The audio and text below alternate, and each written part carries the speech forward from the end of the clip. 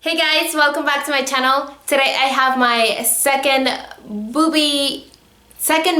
boobie update, and I was going to do my third month update in December, but a lot of you guys requested I did an update before, because I think a lot of you have surgeries coming up very soon and you guys kind of want to have a little bit of an idea of how my girls look like now. I also posted a picture on Instagram and I asked you to leave any questions regarding the recovery, the surgery, whatever you guys wanted to know. I received a question asking if I can finally sleep comfortably. For those of you that this is your first update, I was a stomach sleeper or a side sleeper. Like, it was hard for me to sleep on my back, and the first month I had to sleep on my back no matter what. After probably a month and a half, I felt more comfortable to sleep on my side.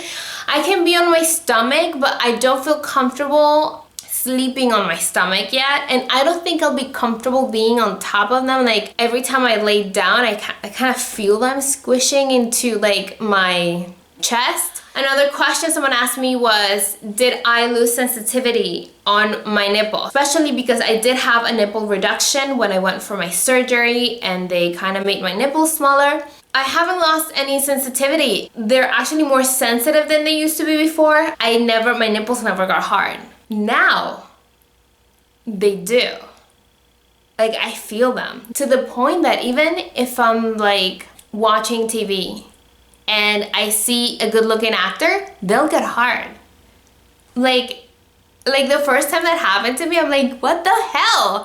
Like, or even if I'm talking to someone and I get excited over something, they'll get hard. After having my surgery, a lot of girls have hard nipples all the time. I don't. Like, they get soft, they get hard, but I feel like I always have to have like some sort of padding, not to make them look bigger, but kind of like to disguise if my nipple gets hard. My stats, I always leave them down below, but I always like to mention them. I got 500 cc's on both of them. They're round silicone. They're also high profile. I am 5'5", 129 pounds, so that gives you an idea of how the implants will look on you if you're kind of similar to me.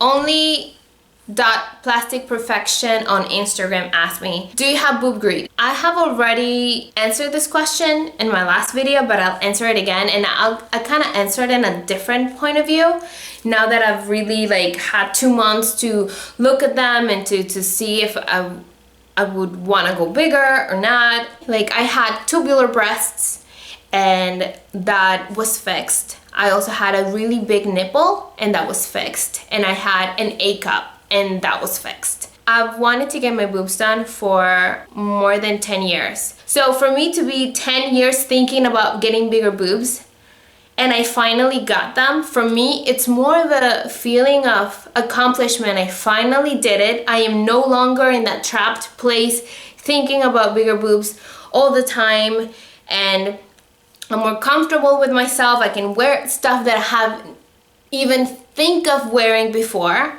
So for me to say, oh, I wish I could go bigger, is putting myself back in that place, and I don't ever want to do that again. It's so liberating to feel good about yourself. I'm happy with what I have. Thank God everything went great. That's the way I see it.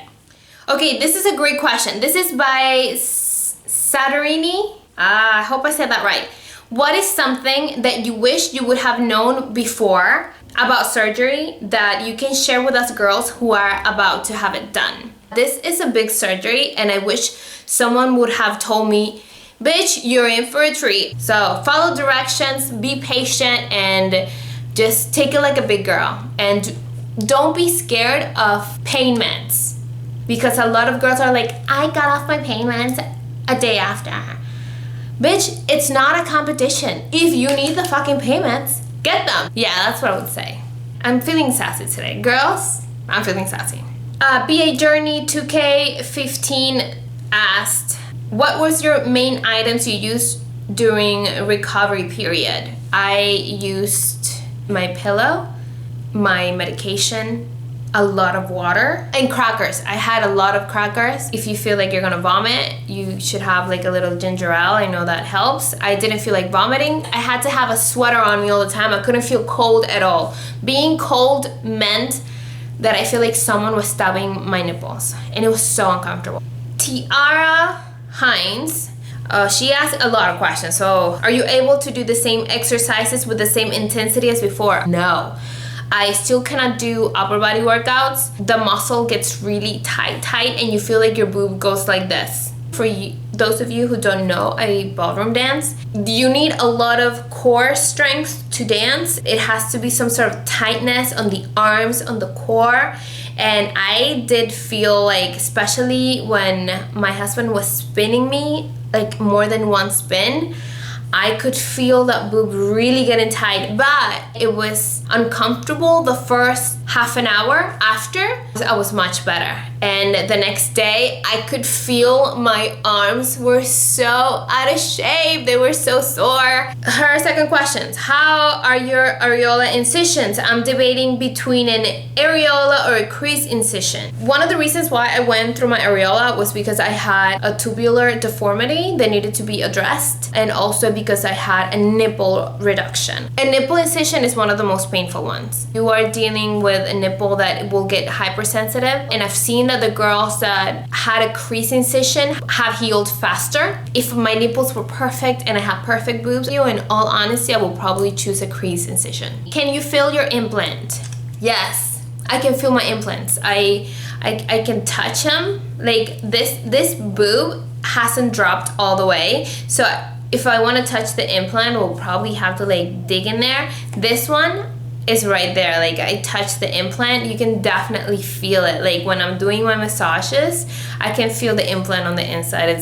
They're there, you know, especially if you had small boobs before, you're definitely gonna feel them. A lot of girls who had a bigger breast, like a C cup, a full C, and then they went bigger, and then it's easier for them to feel more of the breast tissue. May Bom Bom asked me, how many days would you recommend for someone to take off? And how many days before you're able to drive? I took 2 weeks. And when I came back for work, that first day was tough. It also depends on the kind of work you do. If you just sit on a desk and you're just typing on a computer, I think you could take less than 2 weeks. Me, I am on my feet. I am doing a lot of this. I am a makeup artist. I have to grab stuff, look down. I had to take 2 weeks, and I'm so glad I did. How many days till you're able to drive? It took me about a week to drive, but I had to make sure I was off the meds. I'm going to do a little bit of a twirling session for you ladies,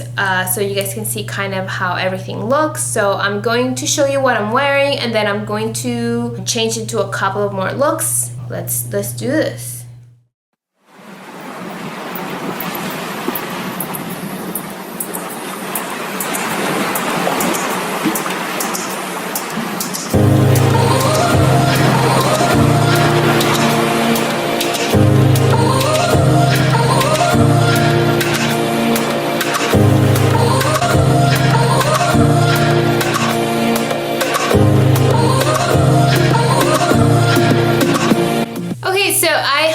That was helpful. I hope you guys get to see a little bit of how my body looks like and all that stuff. Leave me any comments or questions down below. I will leave my Instagram. You guys can contact me on my Snapchat. I know how intimidating it is to have a procedure like this done. You know, I have to prepare myself, and I know there's a lot of you who are like that. Thank you so much for watching, you guys, and don't forget to subscribe. Follow me on Instagram because I do more updates there as well. I feel like this video is going to be like really long, and I apologize for that. I'm so sorry, and I'll keep it short. Bye guys. I love you. Take care.